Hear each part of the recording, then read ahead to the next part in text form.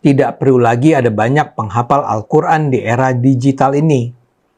Saat ini kalau ada yang bertanya soal sebuah ayat spesifik di dalam Al-Quran, ya dia bisa saja mencari di Quran digital yang mungkin terekam dalam smartphone-nya. Ya nggak perlu ayat-ayatnya sampai dihafal di luar kepala. Mereka yang belajar di perguruan tinggi Islam dan memperoleh gelar doktor, profesor, dan menjadi pengajar di sana, apa mereka hafal Al-Quran? Dijamin mayoritas tidak hafal. Jadi tidak ada hubungan antara menghafal dan memahami. Saya Muslim, tentu saja saya mencintai Al-Quran. Tapi menurut saya, menghafal Al-Quran adalah sebuah tradisi yang barangkali memang penting di masa awal Islam, tapi tidak lagi sekarang. Terus terang, saya itu akan senang kalau ada orang yang bisa meyakinkan saya bahwa di masa ini umat Islam atau masyarakat dunia masih memerlukan penghafal Al-Quran. Kalau MUI bisa menjelaskan kepada publik kenapa Indonesia butuh penghafal Al-Quran, tentu itu penting. Tapi kalau tidak, saya rasa saya akan tetap bertahan dengan pandangan saya bahwa di masa digital ini kita tidak membutuhkan penghafal Al-Quran. Maaf kalau pendapat saya ini tidak berkenan di hati Anda. Ayo gunakan akal sehat, karena hanya kalau kita gunakan akal sehat, kita akan selamat. Emang apa sih gunanya untuk menghafalkan Quran? Emang sepenting itu menghafalkan Quran? Emang nggak wasting kognitif kita ya, kemampuan kognitif kita untuk mempelajari Al-Quran atau menghafalkan Al-Quran? Sekarang sudah ada handphone kok, kita bisa buka aplikasi mana aja, bahkan kita bisa install 5 aplikasi Al-Quran sekaligus, lalu kemudian semuanya bisa benar-benar dibuka dengan apa yang kita perlu. Ini zaman modern, bukan zaman Nabi gitu kan ya. Zaman Nabi itu semuanya mungkin tidak tercatat di apps dengan baik. Mungkin kalau dicatat pun cuma di pelepah kurma ataupun ditulis di kain ataupun apapun. Enggak, ini udah nggak perlu lagi zaman sekarang. Zaman sekarang tuh Al-Quran sudah benar-benar mudah banget diakses. Terus ngapain dihafal? Dan orang-orang yang nggak ngafal juga, orang-orang yang ngafal juga nggak seistimewa itu kok. Nah, kalau ada yang ngomong begini, pertama-tama saya sampein ya boleh-boleh aja, nggak ada masalah. Kenapa? Karena sekali lagi Islam itu bukan agama yang reaktif, bukan agama yang kayak semua harus dipermasalahin. Ya boleh-boleh aja dia bertanya seperti itu, atau siapapun bertanya seperti itu. Boleh-boleh aja orang nggak mau ngafalin Quran, boleh-boleh aja orang meyakini bahwa hafalan Quran nggak ada gunanya, boleh aja orang-orang kemudian menyampaikan pertanyaannya itu nggak ada masalah, karena setiap apa yang menjadi wacana itu pasti nanti dikasih tahu kenapa saya berpendapat seperti ini. Nah, karena dengan dasar yang sama, boleh juga kita juga mengatakan sebenarnya perlu banget untuk menghafalkan Al-Quran, dan berharga banget, worth it banget untuk bisa menghafalkan Al-Quran. Dan itu yang coba untuk disampaikan oleh para ulama-ulama di zaman dulu, termasuk orang-orang di zaman sekarang. Setidaknya saya coba untuk membahas dulu ya dengan beberapa teori. Yang pertama, taksonomi Bloom. Ini ada satu teori yang ditemukan sekitar tahun 50-an, kalau nggak salah dipublis itu 1956 oleh orang yang namanya Bloom. Nah, dia punya satu teori namanya teori taksonomi yang ditemukan oleh dia, sehingga bukan ditemukan ya, dia tulis, sehingga itu dikenal dengan nama taksonomi Bloom atau Bloom's taxonomy. Nah, dia membagi semacam kayak level berpikir ketika seseorang tuh belajar. Jadi level berpikir atau level belajar kalau lebih mudahnya. Bagaimana kemudian teori dia saya pikir cukup sederhana ya, bahwasanya belajar itu, tahapan belajar itu atau tahapan berpikir dalam belajar itu, sikap mental kita dalam belajar itu dibagi menjadi 6. Yang paling pertama adalah memorization atau remembrance atau mengingat sesuatu. Yang kedua adalah namanya understanding ya, memahami sesuatu. Yang ketiga itu applying, atau kita itu applying itu ya. Jadi apply itu apa ya? Mengapply. Bahasa Indonesia mengapply itu menerapkan itu dalam praktek yang nyata untuk bisa menyelesaikan satu permasalahan nyata di dalam kehidupan kita. Nah, lalu kemudian yang mulai dari keempat ini sesuatu yang agak berbeda nih. Menurut Bloom itu adalah yang keempat itu mulai masuk kepada analisis. Nah, ini analyze ini adalah sesuatu yang lebih kompleks, sesuatu yang memakan lebih banyak sikap mental dan lebih apa ya? Lebih kayak bukan nyata gitu, bukan fisikal yang lebih diperlukan, tapi lebih kepada state of mind yang lebih tinggi. Nah, itu yang keempat. Yang kelima itu di atasnya lagi adalah evaluasi atau evaluating. Jadi mengevaluasi. Dan yang keenam adalah creating atau membuat sesuatu yang baru.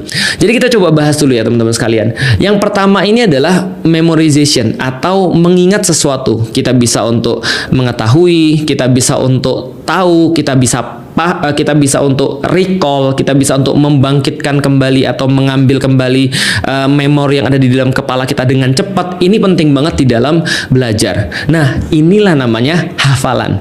Jadi, teman-teman sekalian, kalau kita bicara tentang hafalan itu benar adalah level paling rendah di dalam belajar. Artinya, logikanya adalah kalau level yang paling rendah aja kita sulit, maka level yang lebih tinggi itu kayaknya mustahil. Jadi kalau ngafal aja kita itu agak males gitu kan ya, kayak saya gitu ya. Itu agaknya kalau memahami setengah-setengah tuh. Nah, itu kayak saya juga tentunya. Nah, artinya kita harus tahu bahwasanya menghafal itu atau mengingat itu adalah level pertama di dalam belajar. Menurut teorinya Bloom tadi ya, bahwasanya mengingat, membangkitkan kembali atau menarik kembali ingatan dari dalam benak kita, ini termasuk proses pembelajaran yang paling penting atau yang paling dasar.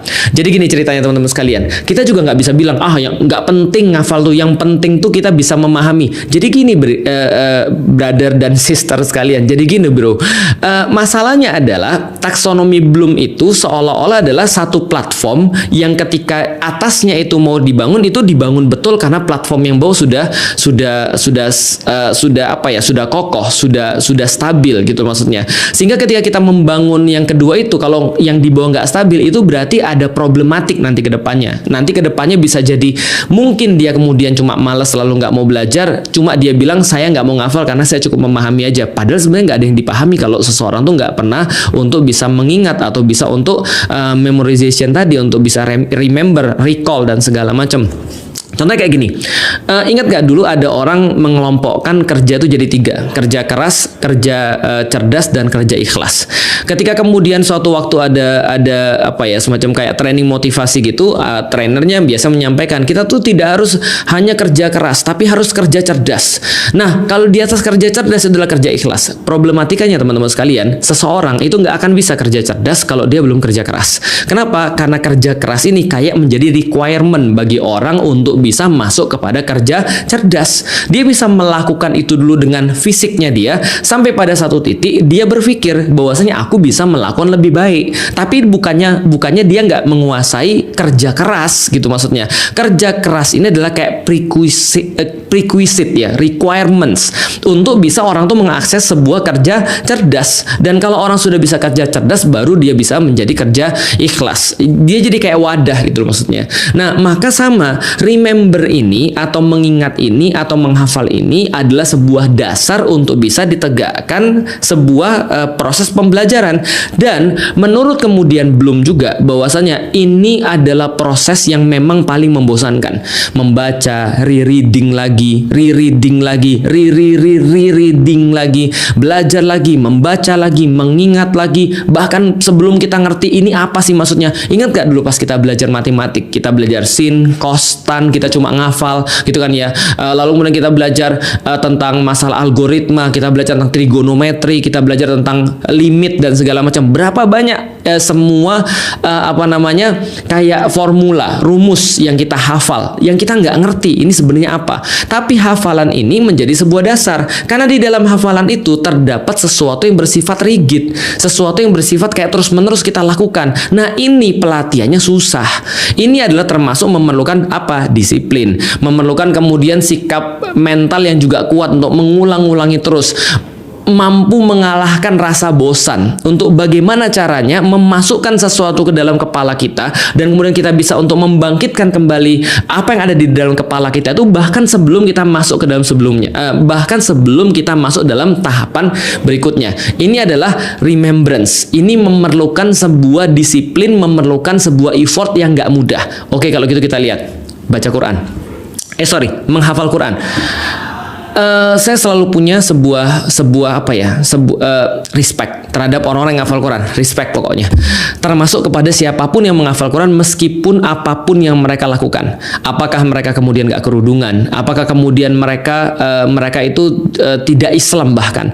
Atau bahkan mereka itu masih banyak maksiat? Atau bahkan mereka itu ngafal tanpa tahu apa yang dihafalin? Saya tetap respect. Apa yang saya respect? Yang saya respect adalah maunya dia, atau kemauan dia yang besar, atau usaha dia yang melibatkan terus-menerus mengulang, karena yang namanya menghafal itu punya rumus mengulang-ulang.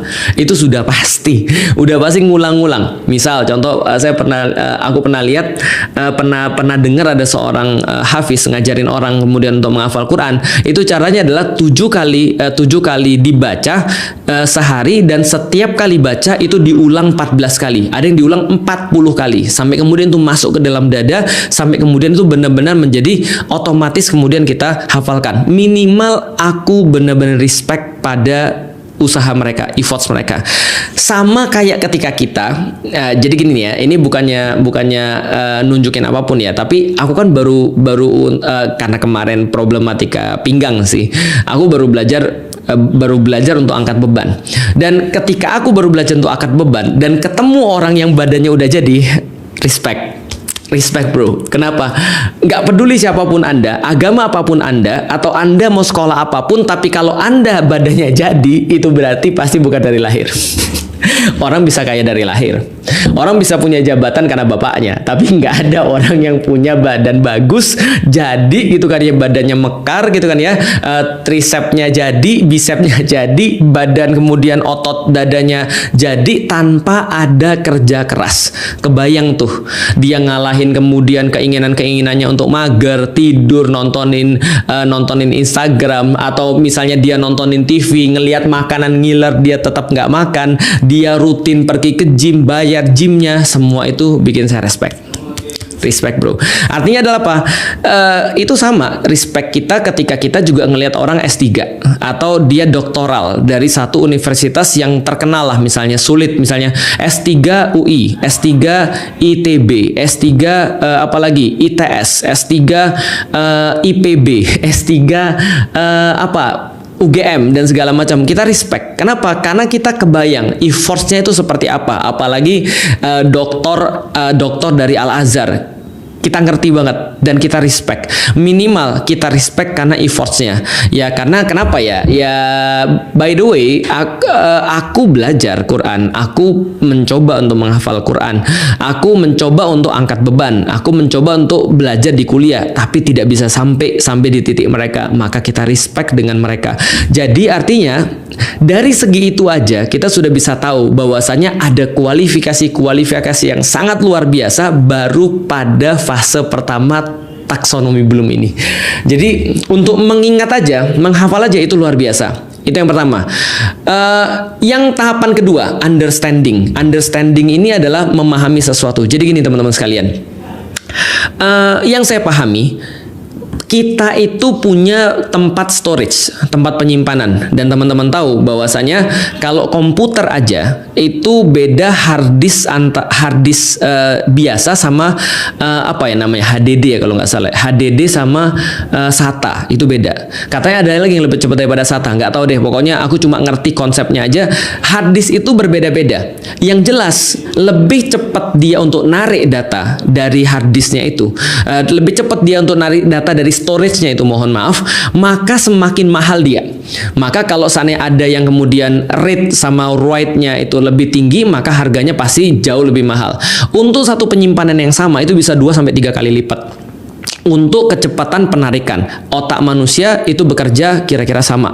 Kalau andaikan kita menganggap bahwasanya informasi-informasi yang kita simpan di dalam kepala kita itu kayak sebuah bahan makanan, maka makanan apa yang bisa kita buat atau makanan apa yang kita bisa masak tergantung bahan-bahan apa yang ada di dalam kulkas, bahan-bahan apa yang ada di dalam storage. Kalau bahannya cuma satu, ya berarti masakannya nggak terlalu akan banyak dibandingkan dengan orang yang punya bahan 15 atau bahan 20 atau 100 bahan. Dia bisa infinite resep yang bisa dia masak.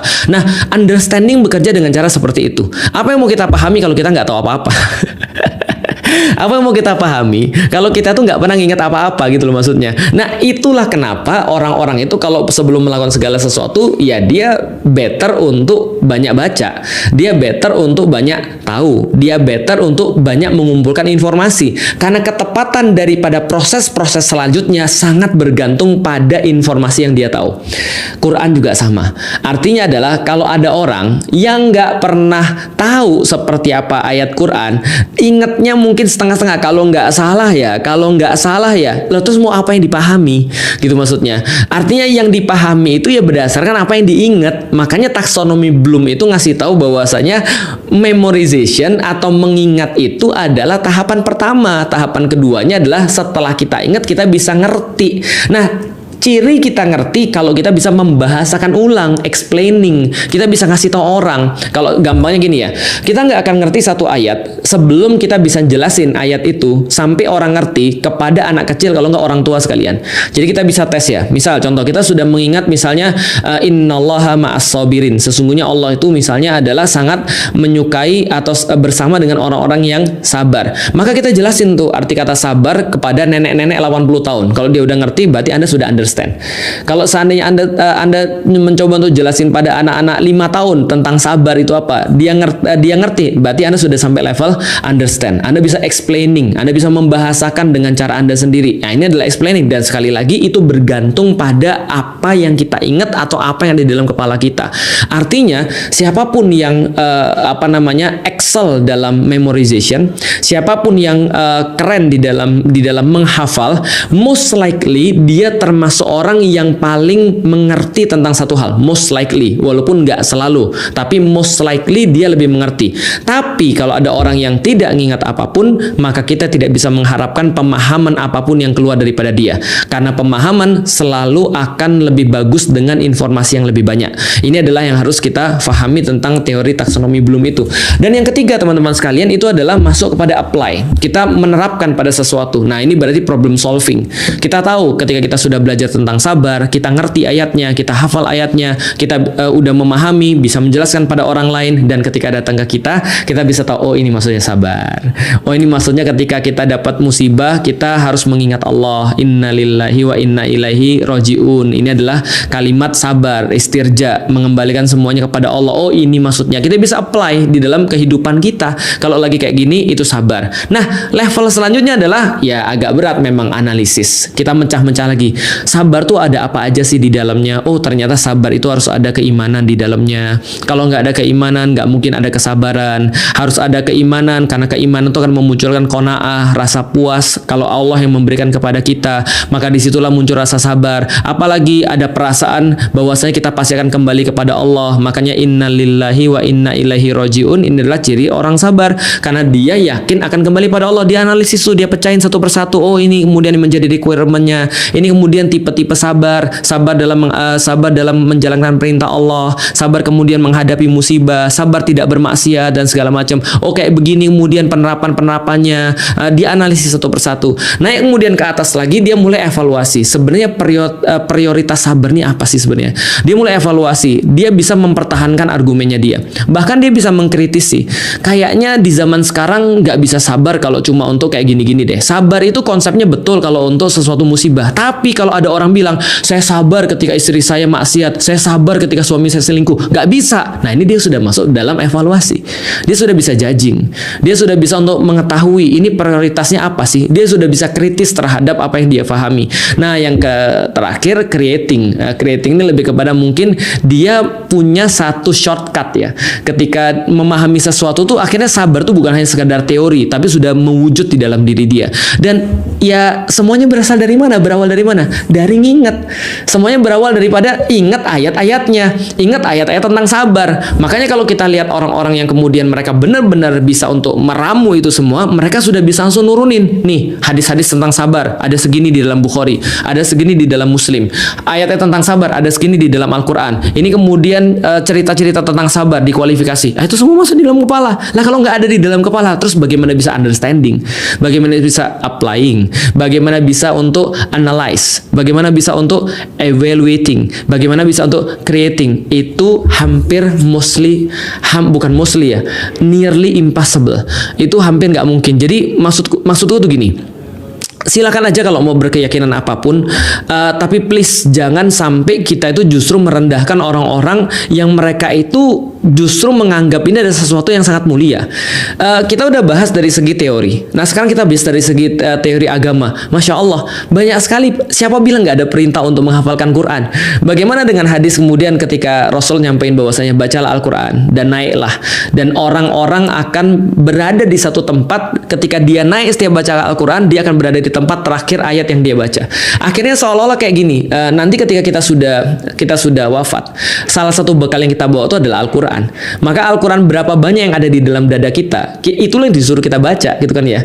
Maka kemudian dikatakan ya baca dan naiklah. Maka kemudian derajat kita nanti di akhirat, ya. Tapi ini bagi yang percaya, balik lagi ya. Tapi ya tentu nanti kita akan bahas kenapa kita percaya dengan agama. Nanti kita akan bahas, kita akan sampai ke situ. Tapi anggaplah orang udah percaya agama ya. Maka dia yakin bahwa ketika dia kembali pada Allah, Allah akan meminta dia untuk baca Quran, dan derajat dia di dalam surganya Allah, di dalam kemudian balasan Allah yang dia terima, balasan dari Allah yang dia terima pada dia, itu akan derajatnya ditentukan dari Al-Quran yang dia baca. Somehow di titik itu aku merasa iri dengan orang-orang yang hafalin Quran. Meskipun mungkin mereka nggak paham dengan apa yang mereka baca, meskipun mungkin mereka belum apply dengan apa yang mereka baca, tapi di dalam hadis ini cuma menunjukkan dengan baca yang kita hafal. Maka kemudian ketika dia hafal 30 juz, wah dia sudah paling tinggi nih. Felix Xiao baca, ya baca, bacaannya cuma cool, gitu kan ya. Sampai di situ doang. Itu aja. Iya ya Allah. Ya udah, kamu sampai di situ.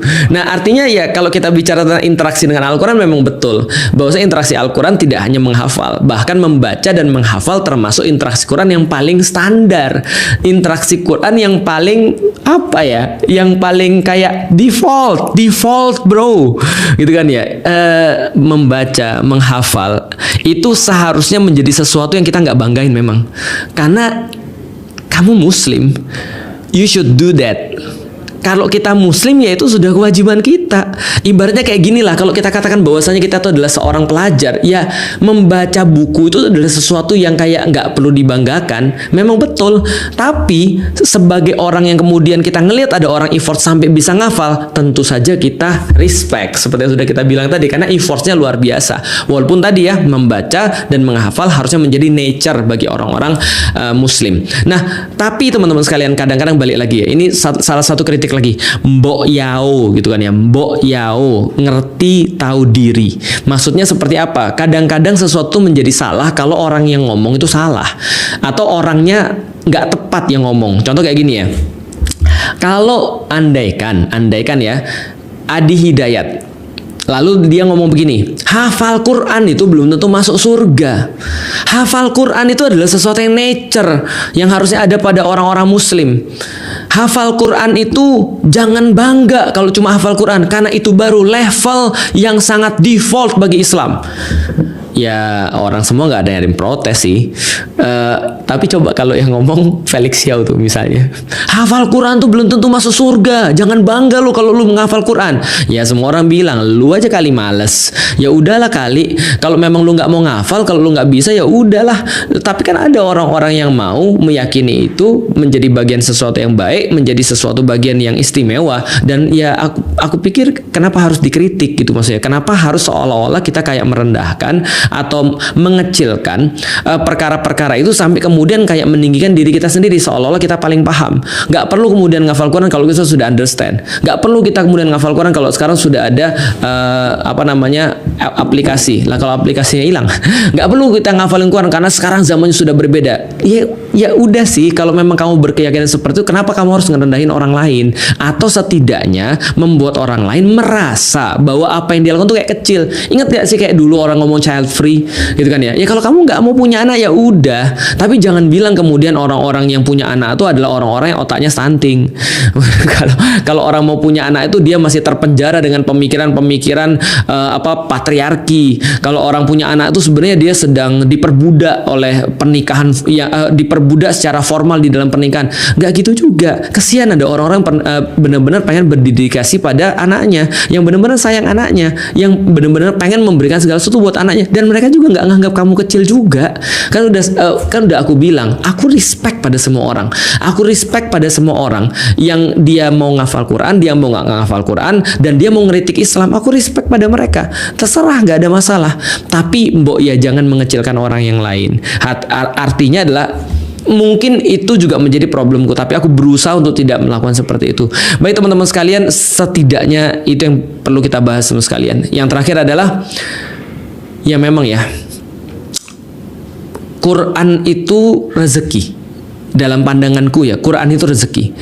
Bisa untuk mengangkat Quran, baca Quran, itu rezeki. Bisa untuk menghafalkan Quran, itu rezeki. Mendapatkan hafalan Quran, itu rezeki. Lalu kemudian naik lagi interaksinya, bisa untuk memahami Al-Quran, itu rezeki. Bisa untuk mentadaburi Al-Quran, itu rezeki. Bisa untuk menerapkan Al-Quran, itu rezeki. Bisa untuk mengajarkan Al-Quran, itu rezeki. Dan Allah kadang-kadang ngasih rezeki kita beda-beda. Tapi tentunya setelah kita berusaha yang terbaik dulu dong. Berusaha yang terbaik untuk membaca Al-Quran, membenahi kemudian bacaan-bacaan kita. However, bagaimanapun juga, jangankan, jadi gini deh, coba kita berpikir gini ya. Aku tuh senang banget ketika ada orang bilang gini, ini quotes dari Felix Xiao. Aku ingat banget nih, Felix Xiao pernah ngomong begini. Aku senang banget. Coba bayangin, itu baru Felix Xiao loh. Felix Xiao itu siapa? Bukan siapa-siapa. Ngajar juga belum tentu benar kan? Ngomong juga belum tentu akan kepake sepanjang zaman kan? Tapi Allah beda. Allah ketika ngasih tahu kepada kita itu pasti bermanfaat. Tentu bagi orang-orang yang beriman ya. Dan apa yang Allah sampaikan, ketika kita benar-benar mencintai Allah, maka sudah menjadi sebuah kewajaran bahwasanya kita ingat-ingat banget kita ingat-ingat banget apa yang disampaikan oleh Allah kepada kita, karena kita tahu itu pasti berguna bagi diri kita. Meskipun kita belum tahu pemahamannya atau bahkan belum bisa mengaplikasikan di dalam kehidupan kita, tapi pasti kita pengen banget untuk bisa mengingat apa yang Allah sampaikan pada kita karena kita mencintai Allah. Temenku ada tuh yang hobi banget sama Steve Jobs, hafal tuh semua quotes-nya gitu kan ya. Ini bayangkan coba Nabi Muhammad, bayangkan benar Allah, ya kenapa harus direndahkan? Ya namanya orang mencintai, ya wajarlah kalau dia ingat semua kata-katanya. Ya itu semua adalah rezeki, dan kita berharap mudah-mudahan kita dikasih rezeki sama Allah. Kalau rezeki artinya adalah kita berusaha minta rezeki itu sebanyak-banyaknya sama Allah dengan interaksi kita terhadap Al-Quran. Di sisi yang lain, ketika ada orang nggak hafal Quran atau ada orang hafal Quran tapi mungkin masih tidak seperti harapan kita, ya udahlah, kita tahu Quran itu memang rezeki. Ada orang yang cuma dibagi ngafal doang tapi dia nggak ngerti isinya. Ada orang yang kemudian diberikan sedikit hafalan dan juga kemudian pemahaman berdasarkan apa yang sedikit itu dan bermanfaat bagi orang lain. Quran adalah rezeki. Berharaplah mudah-mudahan Allah terus ngasih rezeki buat kita. Pandangan Ade Armando yang meremehkan nilai menghafal Al-Quran jelas keliru dan gagal menangkap hakikat sejati dari tradisi agung ini. Menghafal Al-Quran bukan sekadar mengingat kata-kata, melainkan menyerap wahyu ilahi yang membentuk jiwa, karakter, dan peradaban umat Islam. Ustadz Felix Xiao dengan argumentasi yang tajam, telah membuktikan bahwa menghafal Al-Quran adalah fondasi spiritual dan moral yang tak tergantikan, bahkan di era modern sekalipun. Menolak pentingnya menghafal Al-Quran sama dengan mengabaikan akar kekuatan umat yang telah teruji selama berabad-abad. Oleh karena itu, menghafal Al-Quran tetap menjadi investasi terbesar bagi kehidupan dunia dan akhirat. Suatu amalan mulia yang tidak hanya mendekatkan diri pada Sang Pencipta, tetapi juga membentuk generasi berakhlak mulia dan berpengetahuan luas. Mari kita teguhkan kembali komitmen kita untuk menghargai dan melestarikan tradisi suci ini sebagai warisan tak ternilai yang akan terus menerangi perjalanan umat manusia sepanjang masa. Jangan lupa untuk like dan subscribe. Sampai jumpa di video berikutnya.